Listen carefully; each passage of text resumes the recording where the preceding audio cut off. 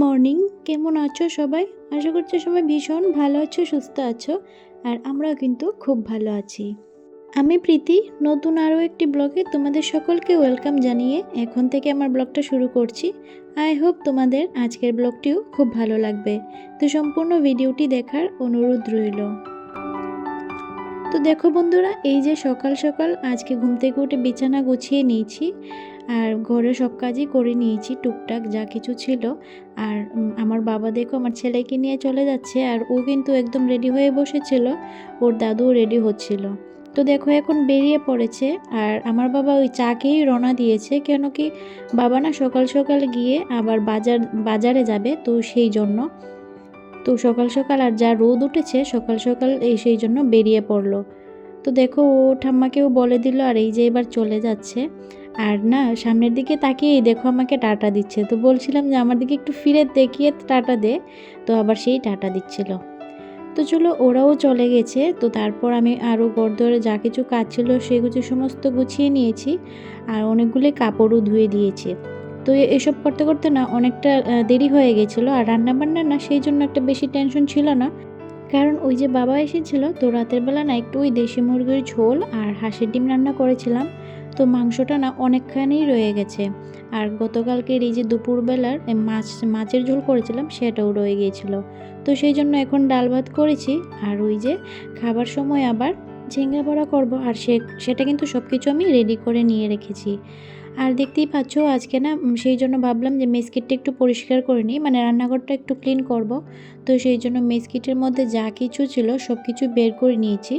আর প্রথম ওই চুলার উপরে যে অ্যাডজাস্টার পাখাটা হয় সেটাই পরিষ্কার করতাম, কিন্তু ওই যে রান্নাবান্না করেছি তো পাখাটা না গরম হয়ে আছে। তো ভাবলাম সেই জন্য আগে নিচের দিকের কাজগুলোই করে নিই।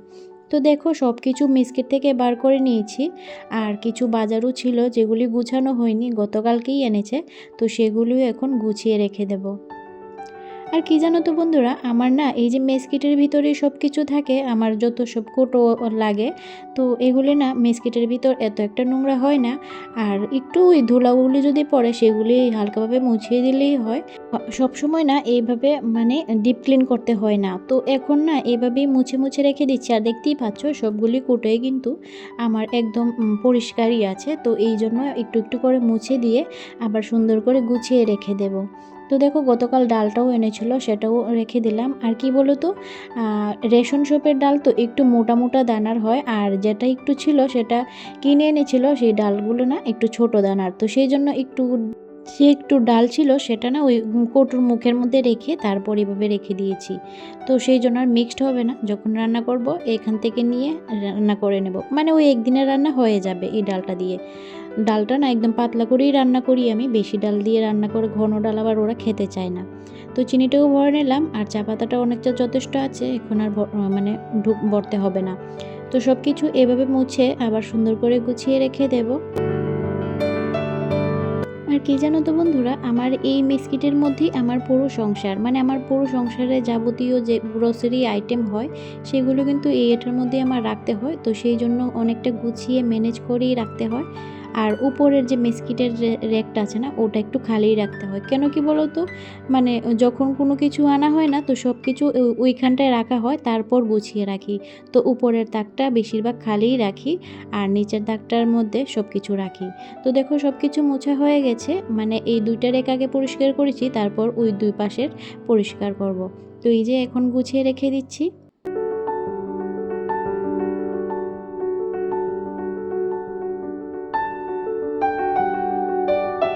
তো বন্ধুরা, তোমরা যদি এই পর্যন্ত আমার ভিডিওটি দেখে থাকো আর তোমাদের যদি একটুও ভালো লাগে তাহলে প্লিজ একটা লাইক করে দিও, আর কমেন্ট করে জানাতে ভুলো না। আর যদি ভালো লাগে তাহলে প্লিজ চ্যানেলটি সাবস্ক্রাইব করে এই বন্ধুটির পাশে থেকো, এই বন্ধুটিকে একটু সাহায্য করো এগিয়ে যেতে। তোমাদের এই একটু সাপোর্ট আমার কিন্তু ভীষণ প্রয়োজন, তোমাদের সাপোর্ট ছাড়া তো আর কোনো কিছু সম্ভব নয়। তো প্লিজ তোমরা আমার পাশে থেকো, আমাকে একটু সাপোর্ট করো। তো দেখো বন্ধুরা, এবার এই যে মশলাপাতির কৌটোগুলি আছে সেগুলি বের করে নিয়েছি।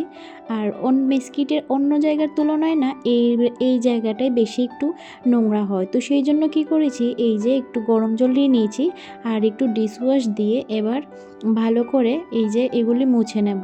কি বলো তো, অন্য যে কৌটোগুলি সেগুলি তো রেগুলার ইউজ হয় না, কিন্তু এগুলো কিন্তু রেগুলারই একটু একটু করে ইউজ হয়। তো সেই জন্য এগুলি এইভাবে ভালো করে মুছে দিলে এতটা কিন্তু মানে কি বলো তো, কিছুদিন পর পর মানে ধুয়ে নিতে হয় না।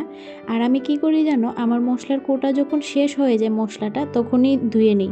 তখন একটা দুটো করে এভাবে ধোয়া হয়ে যায়, তো একসঙ্গে ধোয়া আমার খুব কমই হয়। তো দেখো সবগুলো এই যে মুছে নিয়েছি, এবার বাকিগুলিও মুছে নেব। আর এই যে মগটা দেখতে পাচ্ছ, এটার মধ্যে এই যে ছোট ছোট যাবতীয় প্যাকেট আছে সেগুলি রেখে দিই। না হলে কি বলো তো, ওই যখন কাজের সময় তখন না খুঁজে পাওয়া যায় না। তো একটা জিনিস যদি এই জায়গার মধ্যে এভাবে সেট করে রাখা যায় তাহলে কিন্তু জানা থাকে আর হুট করেই সব কিছু পাওয়া যায় হাতের কাছে। তো দেখো এই কৌটোগুলিও আমার সুন্দর করে পরিষ্কার করা হয়েছে, এবার এগুলিও সুন্দর করে গুছিয়ে নেব। আর জানো তো বন্ধুরা, এই কৌটোগুলির মধ্যে, যে কৌটোগুলির মধ্যে আমি মশলাপাতি রাখি, মানে ওই হলুদ জিরা লবণ, এই 6টা কৌটো না আমার সংসার জীবনের শুরু থেকে, মানে প্রথম সংসার শুরুর সময় এই কৌটোগুলি কিনেছিলাম। আর এখনও দেখো কতটা সুন্দর আছে। আসলে কি বলো তো, সব জিনিস না যত্নের উপরে ডিপেন্ড করে সেটা কেমন থাকবে। আর কি জানো তো, এগুলি তো একটু জল দিয়ে মুছেছি, সেই জন্য এগুলি পাকা চালিয়ে রেখে দিয়েছি, কারণ জলটা একটু টানুক। আর সেই সঙ্গে আমি এই যে মেসকিটের দরজাগুলি হয় সেগুলি একটু মুছে নিচ্ছি। আসলে কি জানো তো বন্ধুরা, এই যে আমার রান্নাঘরের মাঝখানে আরেকটা ছোট পার্টিশন ছিল, সেটা সরিয়ে নিয়েছিলাম। আর এই যে মেসকিটটা দেখতে পাচ্ছ, এটার যে কালারটা ব্লু কালার, বাইরেও কিন্তু সেই কালার ছিল। তো কালারটা না নোংরা হয়ে গিয়েছিল, কারণ অনেক দিন ধরেই তো রান্নাবান্না করছি। তো সেই জন্য কি করলাম, আমার ঘরে না রং ছিল, যখন ওই ঘরটা কালার করেছিল এই কালারগুলি না একটু বেঁচে ছিল, তো এই কালারটাই আমি এই যে লাগিয়ে দিয়েছি, মানে কালারটা আমি নিজেই করেছি। তো এখন দেখতে এতটাও বিশ্রী লাগে না, তো সেই জন্য এটাও সরিয়ে দিলাম। আর মেসকিটটা বাইরে থেকে রং করায় এখন মেসকিটটাও সুন্দর লাগে দেখতে। তো চলো, এদিকটাও গোছানো হয়ে গেছে।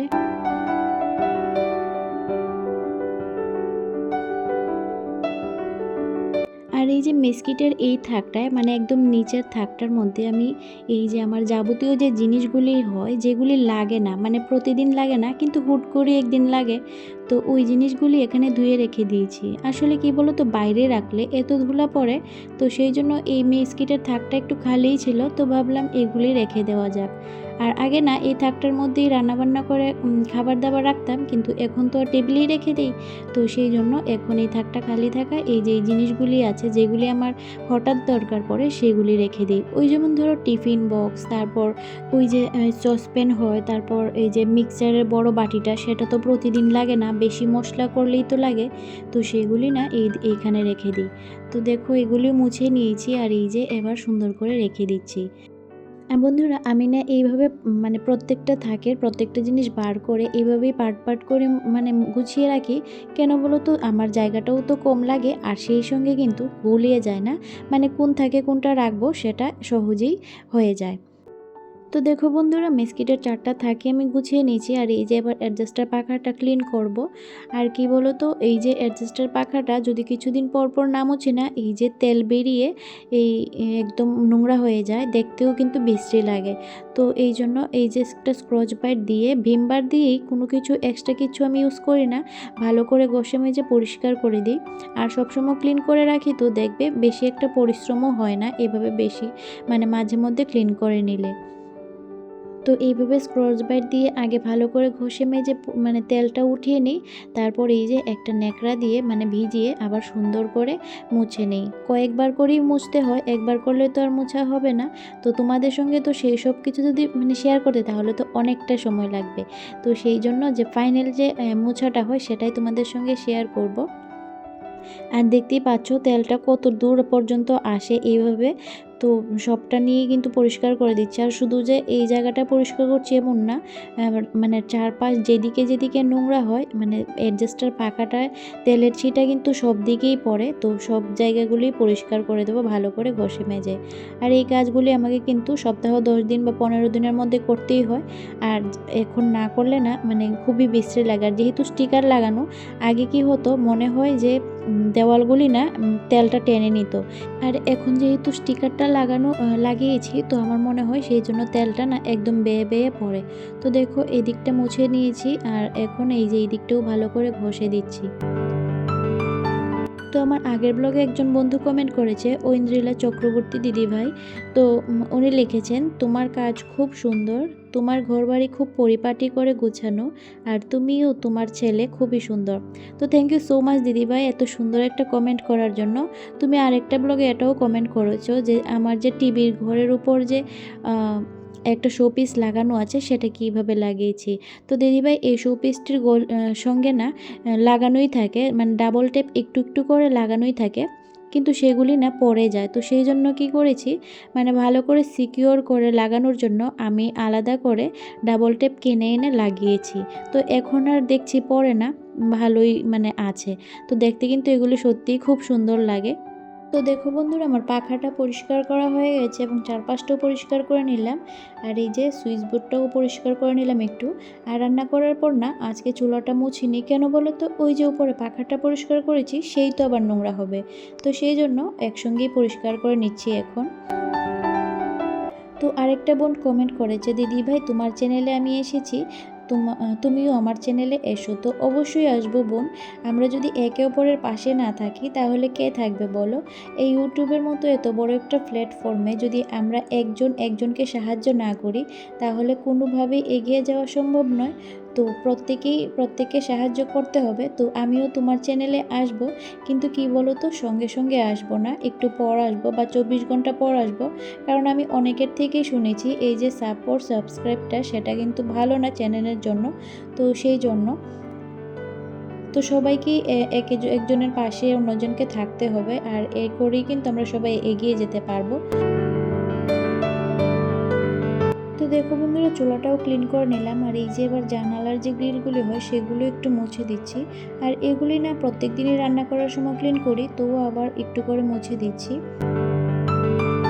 তো কী জানো তো বন্ধুরা, রান্নাঘরটা যদি একদম সুন্দর মানে ঝকঝকে পরিষ্কার থাকে, পরিপাটি থাকে, তাহলে দেখবে আমাদের রান্নাবান্না করতেও কিন্তু ভালো লাগে, আর মনটাও ফ্রেশ থাকে, আর রান্নাবান্না করতে কিন্তু একটা আলাদাই এনার্জি থাকে।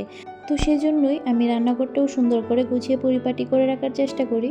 শুধু যে বেডরুম লিভিং রুমই আমি গুছাই তেমন কিন্তু নয়, প্রত্যেক দিন রান্নাঘরটাও কিন্তু সুন্দর করে পরিষ্কার করে গুছিয়ে রাখার চেষ্টা করি।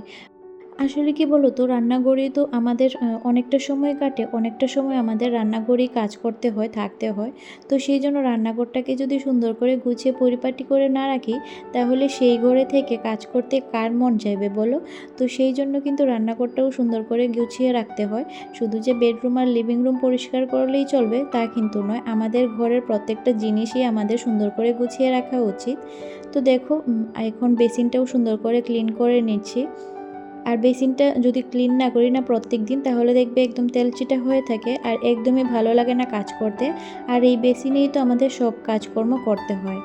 তো সুন্দর করে এটাও ক্লিন করে নিলাম।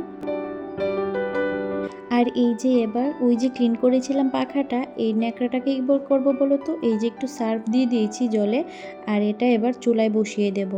আর এখন তো চুলায় বসাবো না, কারণ ওই যে চুলের যে বার্নারগুলো সেগুলো তো ধুয়ে দিয়েছি, তো সেই জন্য বিকালের দিকে একটু জাল করে তারপর ধুয়ে দিলে একদমই তেলচিটা ভাবটা আর থাকবে না।